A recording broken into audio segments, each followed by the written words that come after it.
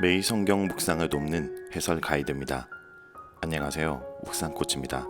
함께 읽고 나눌 말씀은 마가복음 12장 18절에서 34절까지 말씀입니다.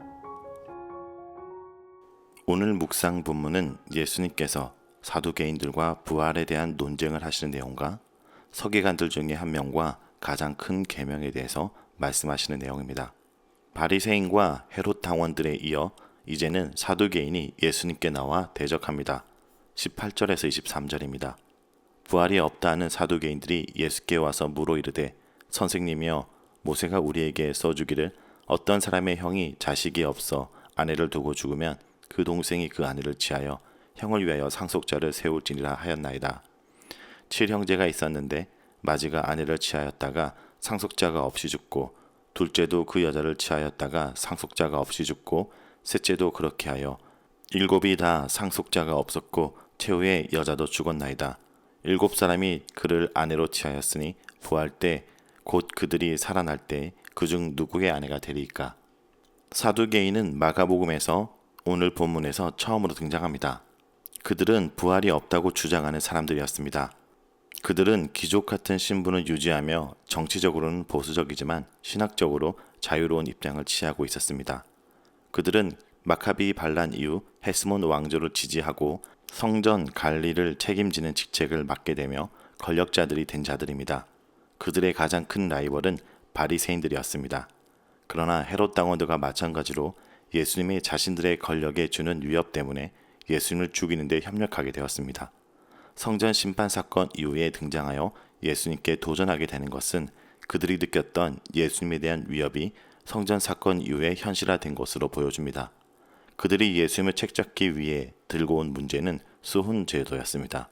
상속자가 없이 남자가 죽을 때 결혼관계를 정리하는 율법에 관한 문제였습니다. 고대의 상황에서는 그런 경우 다른 형제가 가부를 취하는 것이 정해진 법이었습니다. 사두개인들에 의해서 7형제가 다 죽었다는 가정은 사실 현실성은 떨어지나 수사학적으로는 그 목적을 잘 이루는 좋은 방법이었습니다. 이제 여자까지 죽은 경우 그 여자가 누구의 아내가 되겠느냐며 예수님께 공격한 것입니다. 그래서 사실은 그들 중에 누구의 아내가 되어야 하는지를 묻는 게 아니라 부활의 개념이 얼마나 말도 안 되는지를 드러내는 의도를 가진 질문이었던 것입니다. 예수님은 결론부터 말씀하시는데 그들은 성경도 모르고 하나님의 능력도 모르기 때문에 잘못 생각한 거라고 얘기하십니다. 24절에서 27절입니다. 예수께서 이르시되 너희가 성경도 하나님의 능력도 알지 못함으로 오해함이 아니냐? 사람이 죽은 자 가운데서 살아날 때는 장가도 아니 가고 시집도 아니 가고 하늘에 있는 천사들과 같으리니 죽은 자가 살아난 것을 말할진대 너희가 모세 책 중에 가시나무 떨기에 관한 글에 하나님께서 모세에게 이르시되 나는 아브라함의 하나님이요 이삭의 하나님이요 야곱의 하나님이로라 하신 말씀을 읽어보지 못하였느냐? 하나님은 죽은 자의 하나님이 아니요 산 자의 하나님이시라. 너희가 크게 오해하였도다 하시니라. 먼저 예수님은 그들이 부활에 대해서 오해하고 있음을 지적합니다. 그들이 잘못 생각하는 중심에 부활 후의 삶이 땅에서의 삶과 같을 거라는 가정이 있었습니다. 하지만 부활은 새로운 삶으로 태어나는 것이므로 단지 현세의 삶이 연장되는 것이 아니었습니다. 부활을 통해 변화가 일어나며 그들이 경험하지 못한 새로운 차원의 삶이 펼쳐진다는 것을 예수님은 지적하십니다. 이어서 예수님은 사두개인이 이해하지 못했던 떨기나무 성경 구절을 상기시키며 그들의 무지함을 지적합니다. 그들이 건의를 인정한 토라에서 하나님은 아브라함의 하나님, 이삭의 하나님, 야곱의 하나님으로 자기 자신을 부르고 계십니다. 예수님이 지적하는 것은 그렇게 하나님이 자기를 부를 때 이미 죽은 사람의 이름을 사용해 부르는 것이 아니라 지금도 살아있는 사람들의 이름을 사용해 부르신다는 사실입니다. 다른 말로 하면 하나님은 내가 그들의 하나님이었다라고 과거형으로 말씀하신 것이 아니라 내가 그들의 하나님이다라고 현재형으로 말씀하셨다는 것입니다. 하나님은 그들이 땅에 죽었을 때도 그들의 하나님으로 계속 계셨던 것입니다. 사두개인들이 간과했던 것은 하나님의 능력과 사랑이 그들에게 새로운 생명을 준다는 사실이었습니다. 이것은 하나님이 아브라함과 이삭과 야곱과 맺은 언약 때문에 그들이 육체적으로 죽은 다음에도 계속해서 언약 관계가 유지되고 있음을 보여주는 것입니다. 예수님은 24절에서 이미 사용했던 오해함이 아니냐라는 표현을 더 강조하기 위해 너희가 크게 오해하였도다 라고 말하며 결론을 짓습니다. 자, 바리새인 헤롯 당원 그리고 사두개인이 예수님께 나와 도전하는 것을 본 한 서기관이 있었습니다. 이 서기관이 예수님께 나옵니다. 28절에서 34절입니다. 서기관 중 한 사람이 그들이 변론하는 것을 듣고 예수께서 잘 대답하신 줄을 알고 나와 묻되 모든 계명 중에 첫째가 무엇이니까? 예수께서 대답하시되 첫째는 이것이니 이스라엘아 들어라. 주 곧 우리 하나님은 유일한 주시라. 내 마음을 다하고 목숨을 다하고 뜻을 다하고 힘을 다하여 주 너의 하나님을 사랑하라 하신 것이요. 둘째는 이것이니 내 이웃을 내 자신과 같이 사랑하라 하신 것이라. 이보다 더 큰 계명이 없느니라.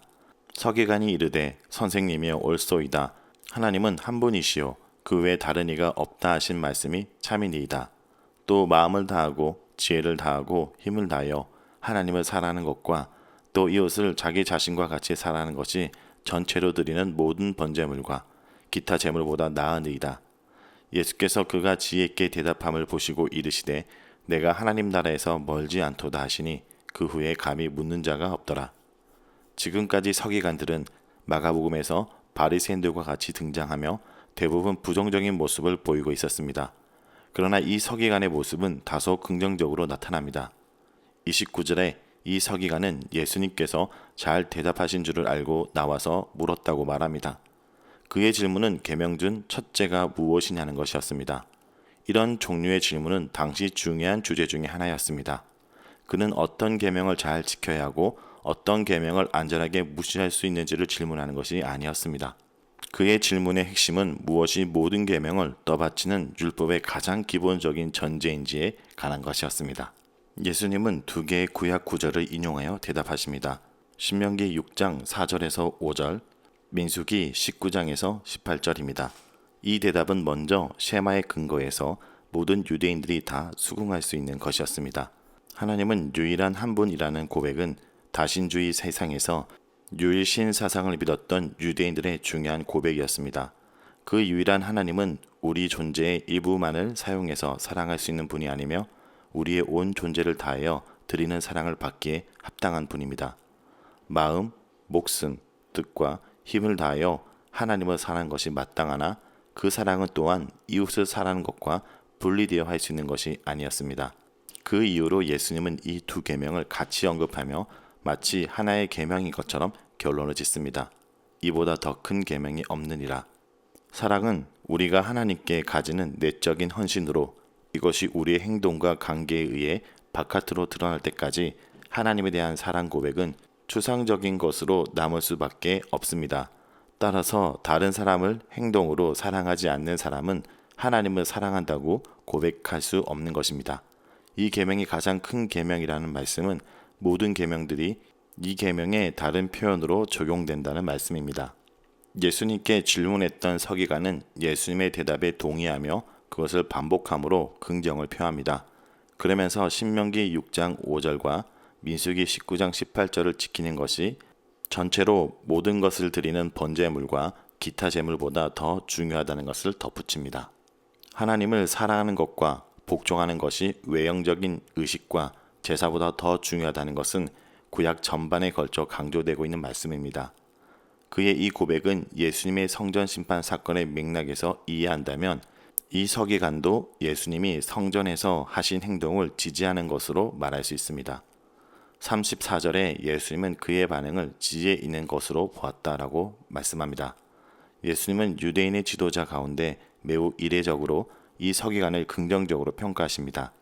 내가 하나님 나라에 멀지 않도다 라고 말씀하시는데 마가복음에서 이후 이 서기관이 어떻게 되었는지 언급하고 있진 않지만 마가복음은 예수님과 서기관의 대화 이후에 아무도 감히 예수님께 더 이상 묻지 못했다라고 언급합니다. 자, 여기까지가 마가복음 12장 18절에서 34절까지 내용입니다. 오늘 이 말씀을 통해 우리는 무엇을 묵상하고 적용해야 될까요? 첫째, 살아계신 하나님은 살아있는 자들의 하나님이십니다. 사두개인은 오경만을 정경으로 인정하며 그 안에 적어도 자신들이 이해하기로는 죽은 자들에 대한 가르침은 없다고 보았습니다. 부활이 이 세상의 단순한 연장이라면 사두개인들이 제기한 사항을 설명할 수 없습니다.